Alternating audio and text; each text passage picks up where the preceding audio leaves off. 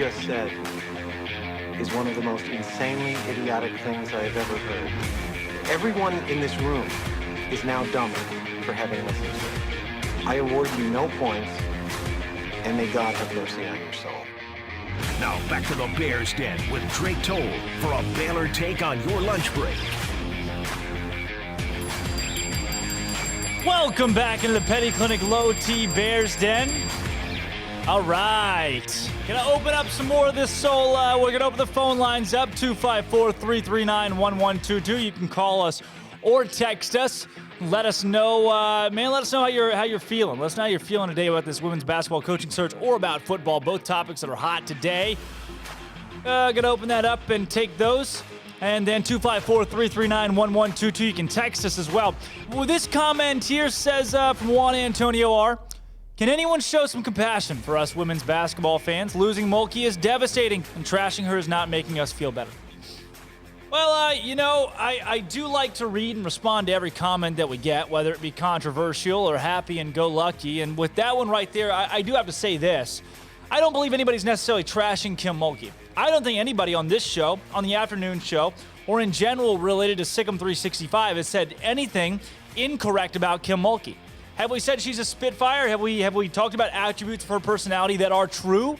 Yes. Have we talked about where she may not have been the best culture fit for what Mack Rhoades is building at Baylor? Yes. Is that trashing someone or telling the truth? And it's telling the truth. Mulkey's a legend. Mulkey's someone that everybody respects in the game of women's college basketball, of course. However, in a situation like this, you have to tell it like it is, be truthful, and at the end of the day, and I'm sorry that I have to say it so bluntly, move on.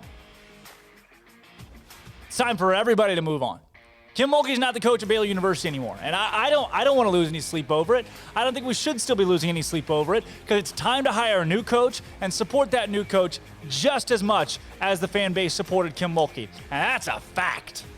That if we're still talking about how, I am devastated at losing Kim Mulkey.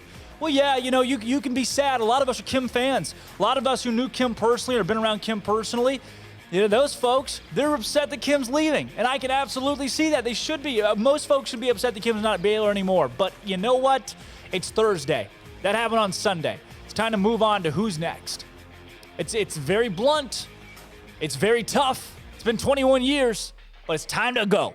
Pack your bags. Get it ready to rock. It's time to go. There's a new head coach coming to town. We got to accept that, embrace that, and move along. Move along. Golden Bear 03 on the mailbag about the women's basketball head coaching search said, I heard Saban's wife was scouting for homes for sale in Waco last weekend. Hey, maybe she was just visiting Magnolia, but there could be something there. There could be something to it. Checking the Zillow searches, checking some plane tracking. I love the plane tracking.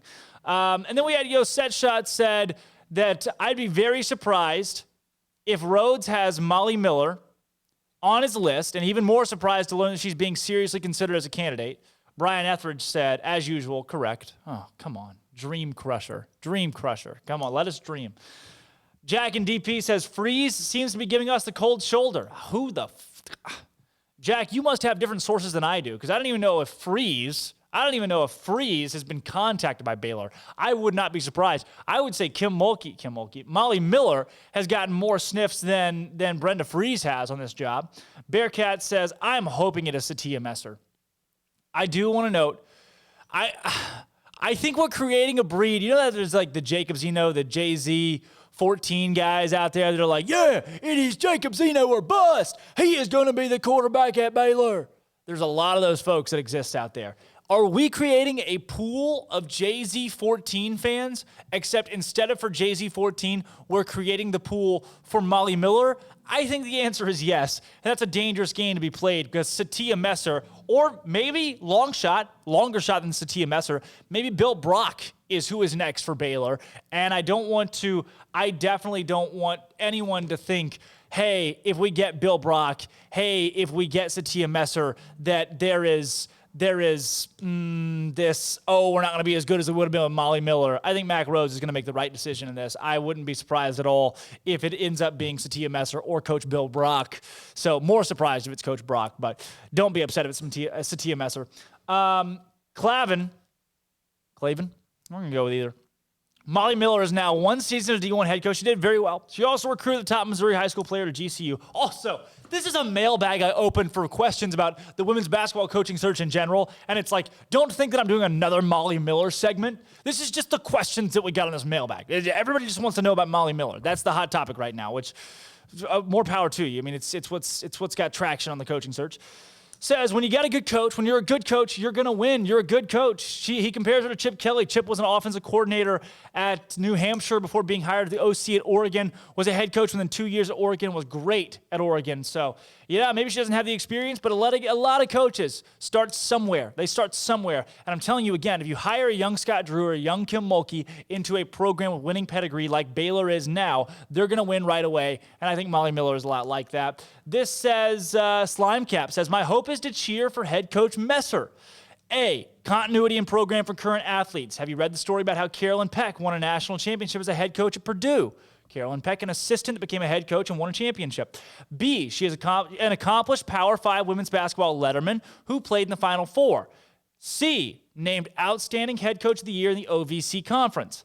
D, extensive recruiting experience, hired summer of 2013 as an assistant coach and recruiting coordinator. When you look at the photos of the 2019 championship team, remember, Messer was the one recruiting.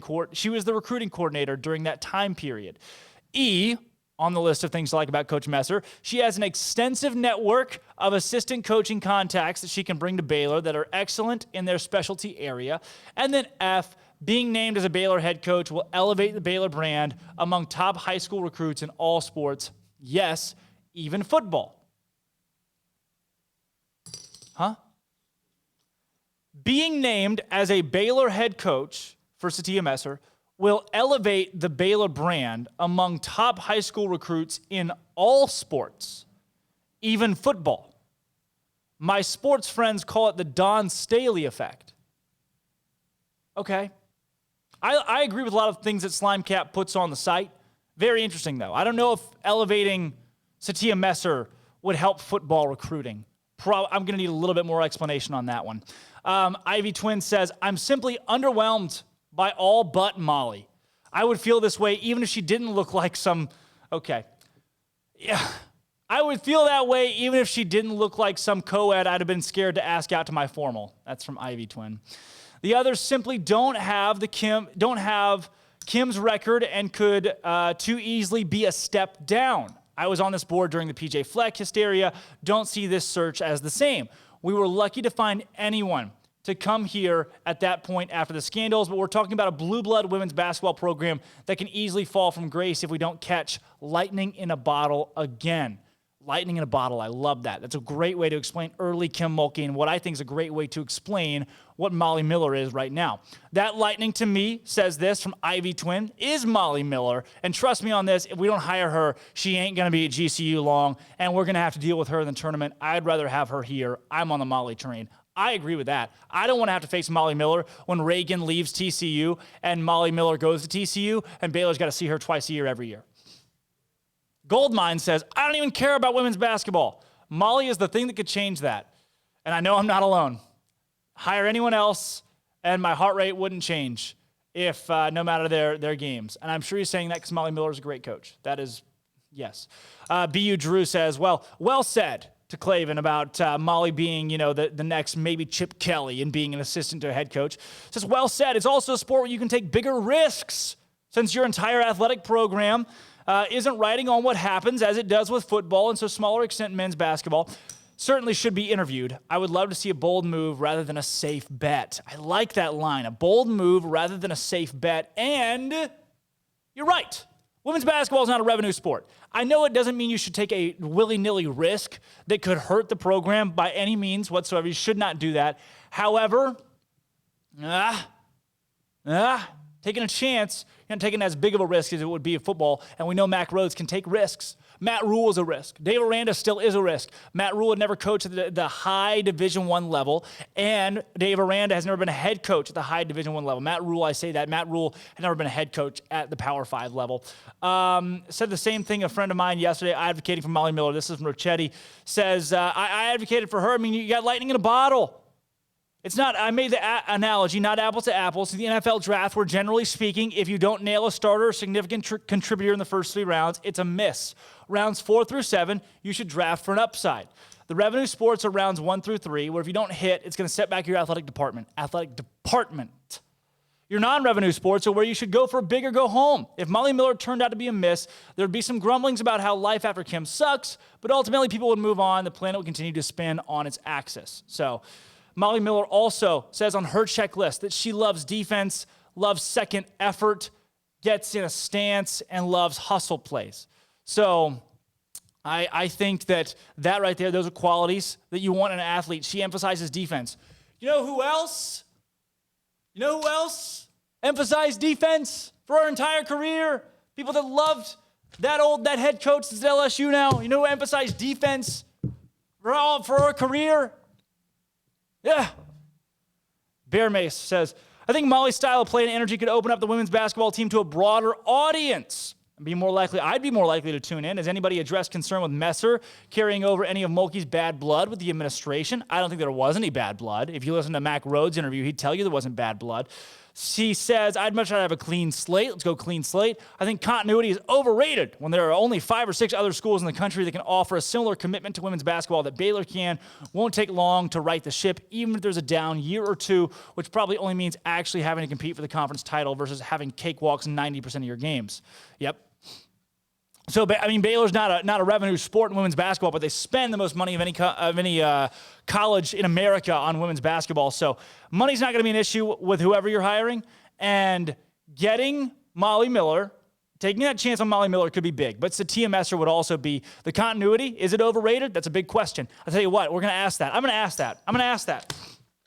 Coming up next with Doug Feinberg. He is the head women's basketball writer for the Associated Press. If there's anybody that knows anything about women's college basketball, Kim Mulkey and the like, on the national scale, it's Doug Feinberg. He is a genius when it comes to women's basketball. And we're going to hear his thoughts next on who Baylor should hire, because I'll tell you what, Doug Feinberg, he's the one. If anybody that knows, it's Doug Feinberg that knows. I'm Drake Toll. That's Armstrong Sims. When we come back, we're joined by Doug Feinberg of the Associated Press. He's going to tell us who Baylor should hone in on as their next women's basketball coach and why Kim Mulkey left, what he sees in Kim Mulkey leaving, and why this happened at Baylor and why this happened now at Baylor. Doug Feinberg, a women's basketball expert on the national scale, joins us next. Don't go anywhere. When we come back, it's Doug Feinberg on Up Tempo. I'm Drake Toll. That's Armstrong. And I just said it now.